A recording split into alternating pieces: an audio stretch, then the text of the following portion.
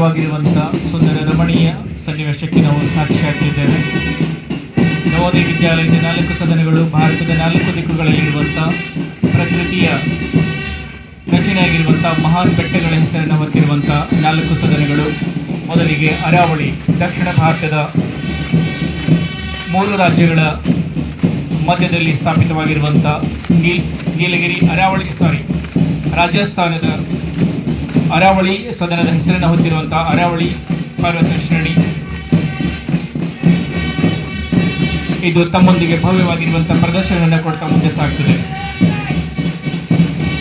Next come Nilgiri House, led by the house captain, Master Lakshman and Kumari Samya, with magnificent green color. They are marching in with precision and poise, symbolizing nature, sincerity and strength.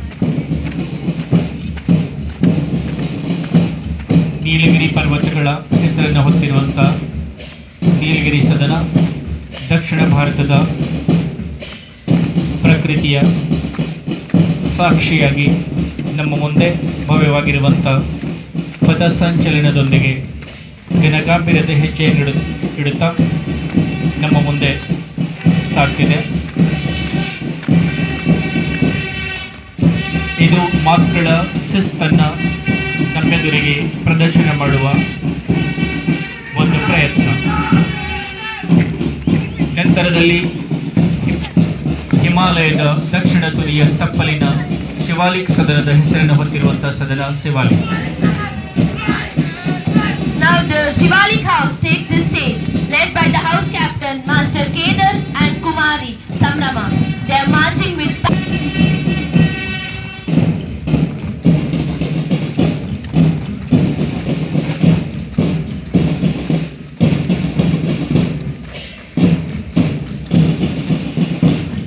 ಮತ್ತೊಮ್ಮೆ ತಮ್ಮ ಶಿಸ್ತನ್ನು ಪ್ರದರ್ಶಿಸುತ್ತಾ ವೇದಿಕೆ ಮುಂಭಾಗದಿಂದ ಸಾಗ್ತಿದೆ ಶಿವಾಲಿಕ್ ಸದನ.